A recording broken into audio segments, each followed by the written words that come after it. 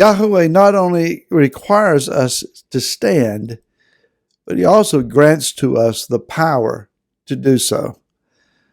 Hi, this is Barry Phillips with 10-Minute Torah, day number 2, the double Torah portion, Netzavim and Vayelech. Let's continue in chapter number 29 with the thought that we started yesterday about standing.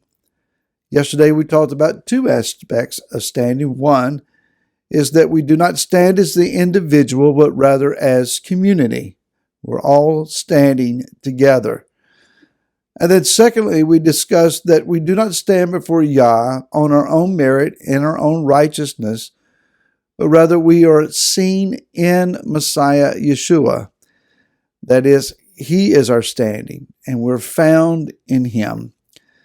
There's a third aspect that I want to deal with today about standing, and that is that Yah gives to us the power and the authority to stand, not only as a nation, but also to stand before him because of the power of the covenant. This covenant goes back to Abraham. Excuse me. Yah gave this promise to this ancient man.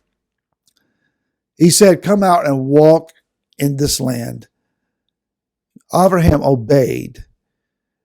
We failed to grasp the severity of that choice, the uprooting that took place, the entire cultural shift that must have transformed within him. But hearing the voice of Yah, he obeyed. He and Sarah, his wife, and all that they had came to the land and sojourned like a nomad living in tents, knowing that the land was his and it belonged to his descendants. Yet those that were his neighbors did not understand that concept.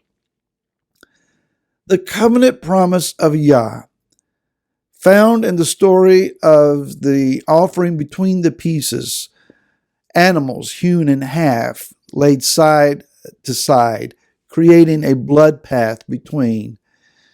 Yah himself, as he revealed himself, a smoking oven and a burning torch, moved up and down that path, signifying that though he is the giver of the covenant, the administrator of the covenant, he would also pay the penalty for the breaking of this covenant. Abraham, after all, was just a man. His descendants would be mere men, mortals. The power of this covenant is in the power of Yah to bring it to pass. He who made the promise, who offered the covenant, has the power to keep the promise and to maintain the effect of the covenant, even when we fail to do so. That's powerful. This covenant that is given to us is not just about lineage. Lineage is important. Genealogy, it has its place. But it's not whether or not Hebrew blood, by some means, still flows through your veins. We enter into this covenant not by race, but by belief. The same way that Abraham entered into this covenant, it is by belief. Now, his physical descendants are indeed, his lineage is indeed offered this covenant, but it is not theirs by default, simply because of the blood that's flowing through their veins, but rather it is through belief. Those who are the descendants, the physical descendants of Abraham, are given the opportunity to believe and to possess the covenant. We'll talk more about that edge in just a few moments. So this covenant has enabled this people that we're reading about to come this far, to come to the border of the land of inheritance. That is, again, theirs by covenant. Now, will they trust this covenant to enable them and empower them through its powerful promise to overcome their adversaries, drive them out, and actually take possession of that which Yah promised by covenant to give to them? Would they do that? Will we be willing to do that.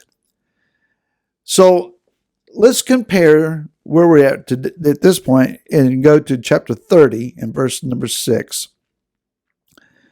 And Yahweh your Elohim shall circumcise your heart and the heart of your seed to love Yahweh your Elohim with all your heart and with all your being, so that you might live.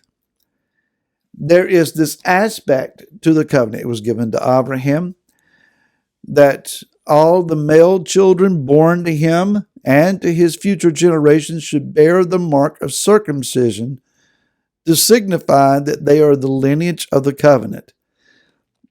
It is not the ritual or the scar or the end surgical result that qualifies one to be a covenant member, but rather it is a physical mark of a spiritual lineage. We are the men of the covenant. So how does this circumcision of the heart take place? What is that all about?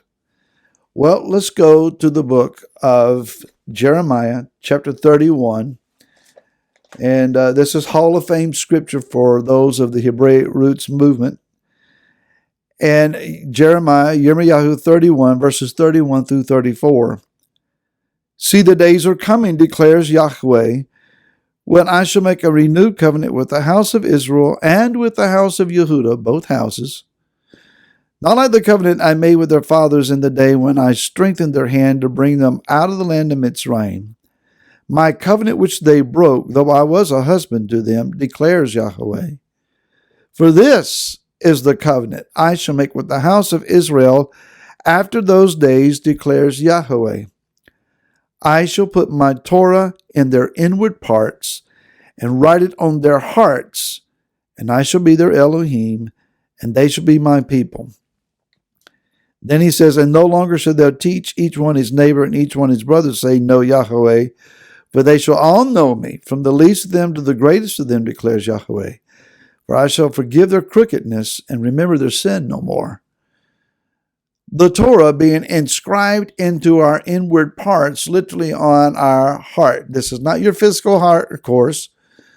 This is your inward understanding, your seat of recognition and understanding and perception. Oftentimes perhaps confused, in my opinion, with the mind, as if the mind is up here. No, your brain's up here. Your mind is that inwardness of yourself.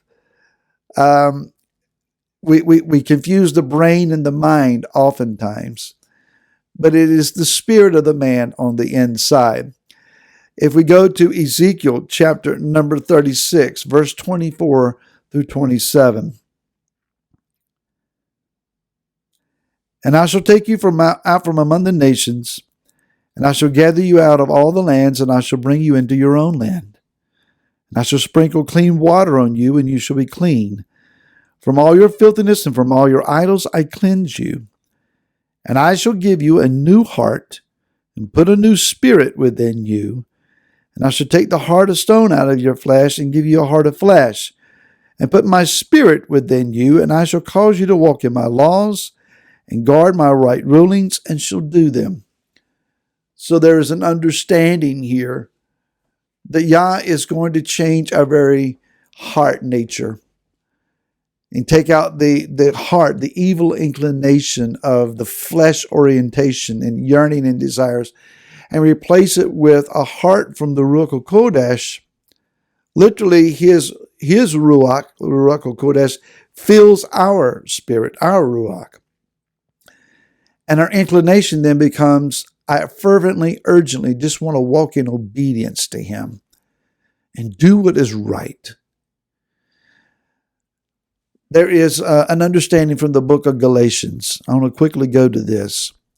Rav Shaul deals with a people who had left off pursuing the Torah out of obedience to Yeshua in order to reveal Yeshua in the Torah, to merely doing the deeds of the Torah.